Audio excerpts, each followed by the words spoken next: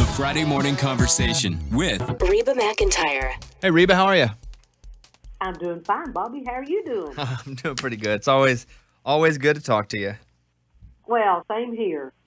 I got to ask first as we kind of start this, you're putting out the re-release of this project, which, by the way, if you didn't hear us talking about it earlier, Reba is re-releasing her album Rumor. Rumor has it. It's the 30-year anniversary. I wonder if you look back at that 30 years and go, holy crap, that just flew by. It feels like yesterday.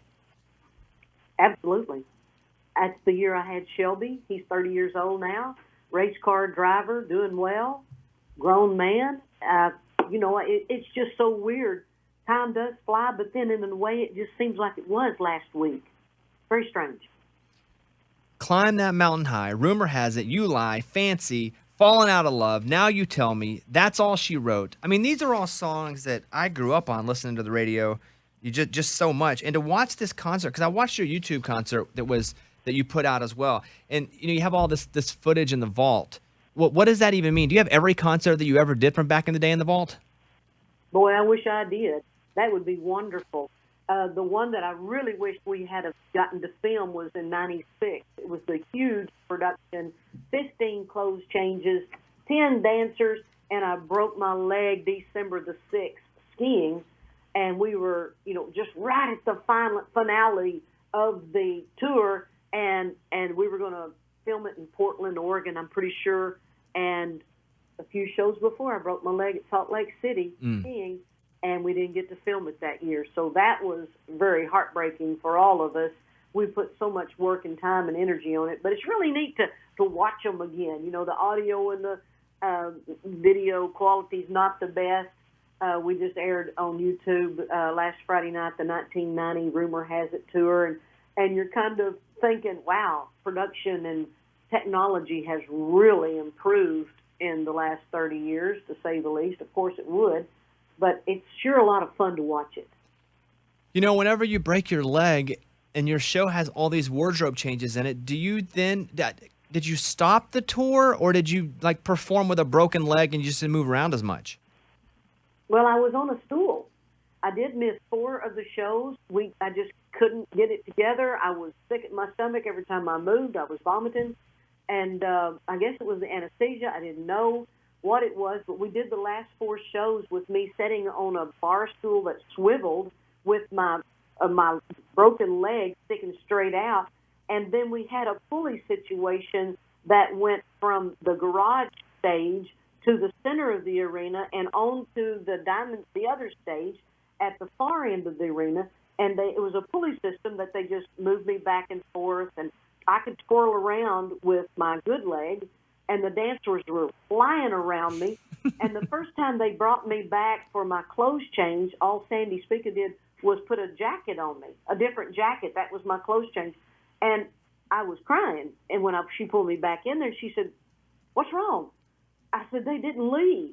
She said, "Why would they leave?" I said, "Because I'm not dancing with the dancers and doing all my regular stuff." She said, "Reba, they came to hear you sing, not dance." I think it was Sandy's way of saying, "You're not that good of a dancer anyway." Which is the truth. Whenever you talk about not being able to change into these show outfits, I'm always curious about the outfits too. Were each of these outfits super expensive, and were they made specifically based on how you drew them, or how did that all come together? Oh, Sandy Speaker designed them. She made them. Sometimes she had the material sent off to have them bedazzled, bejeweled, and sequined up. But she did all of that, and she would draw. She's a great artist, great seamstress, great designer, and she would draw everything up and show me pictures. And I would always think, man, I wish my waist was that skinny. And then she would say, "Here's the fabric that's going to go with it." And I would say, "Yeah, I like that." And she'd make it up. And there we go. She did for the dancers and for me and the band, the background singers, everybody. Wow. What was the process for the signature big Reba hair? How long did that take to do before a show? I'm thinking 2 hours, as best I can remember. She would put my hair in hot rollers, and I would do my own makeup while she did my hair. And then we'd sit down and we'd play cards until Brian Leadham would come in and say, "Okay, it's time to go to the stage." I said, "One more hand." He said, "You really got to go to the stage." we got addicted to card playing. We loved it. What games were you playing? I think it was double solitary. We called it NERT. Yeah, I never played that. I'm a game player. Yeah. I love games. I saw in one of your specials that you honored the band members who had died in the plane crash in 1991. What was it like watching that back, if you did watch it back almost 30 years later? I did watch it. It was heart-wrenching. It was very sad. Wow, they were good. They were so good. And to be able to sing with Susie Wills and Paula Kay, it was just, I just sat there and bawled. I miss them. Yeah, I was watching it too. It was very emotional, obviously. Just switching it up on a much dopier note, would you ever reopen Reba Land someday? Would you ever open Reba Land someday if you retire, like Graceland or Dollywood? Because I would go to that. I'm going to leave that to Dolly because she's the pro at it.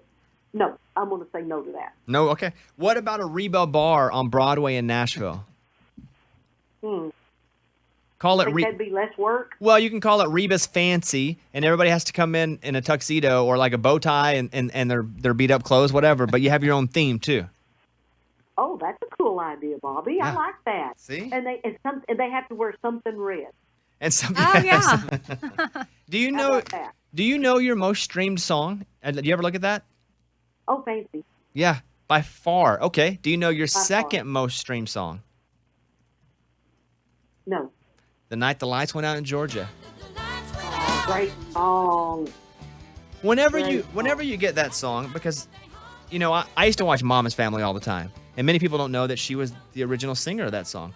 When you Oh, absolutely. when you get that song, like, how do you feel about doing a cover when you're the biggest star in the world and they're like, hey, we think this would be a great song for you to cover? Bobby, you're so sweet. Well, I like to do covers. I even did an album one time called Starting Over Again, Dolly's song. It was all the songs that I wish I had recorded first. I just fall in love with songs, and I want to sing them myself. That's why I did always love doing cover tunes when I first got started. They found the song. They did a great job on it, but I wanted to sing it too. That's why I did Respect. It wasn't any disrespect to Aretha Franklin. I just loved the song. I loved the way she did it. And I couldn't even get close to her performance, but I wanted to sing it.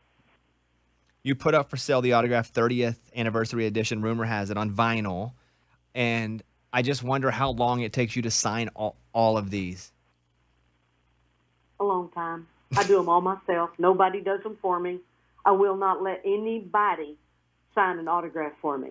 That's me. If you get an autograph for Reba McEntire, you know that I had my hand on that paper, page, picture, and album, CD cover.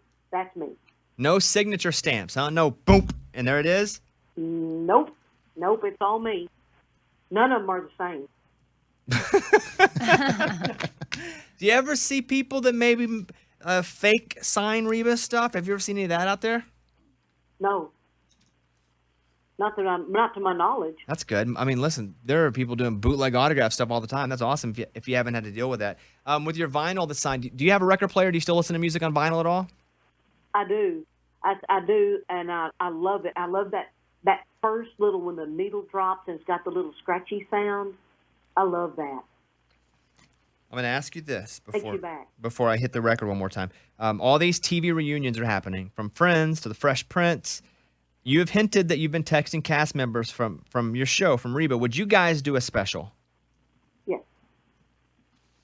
Would we do a reboot? Yes. We would do a special. We would do a 2-hour walking down memory lane. We'd do anything to get to work together again because we had such a good time. We all like each other. And, yes, everybody's on board. Then what's the deal? What's the holdup? I would say it's higher up the gravy train than us. There's nobody higher up a chain than you, ever. You're the queen of the chain. I'm the queen of the chain. Yeah. Oh, that's funny. All right, listen. Let me say this. The re-release of her album, rumor has it, it's the 30th anniversary. And all the big songs. I think you're going to love it. And also, I'll say this. There's a couple bonus tracks on here. The remixes of Fancy. You know, one's live at the Ryman, and then one is the what's this guy's name? Dave Oddie? Odd? I don't. Yeah, Odd. Okay, so what'd you think of this remix when you heard it? I loved it. See, what's so funny about Fancy, no matter what shape, form, or fashion the production is, it's still a great song. That means it's a great song. So here we have the original Fancy, then we've got it broken down into just an acoustic set live at the Ryman, and then you've got the over-the-top dance mix, and it's still Fancy. Special CD, vinyl, and autograph bundle packages are available. And listen, you know we love her. Everybody loves her. There's nobody that doesn't love Reba. And if you don't love Reba, stop listening to our show right now. That's right. Turn us off. All right. Hey, Reba, great to talk to you. Thank you for the time, and hopefully I'll see you out and about sometime soon when things are a little more normal. I'd love that, Bobby. Take care of yourself and stay safe. All right, bye, Reba. It's a Bobby Bones show.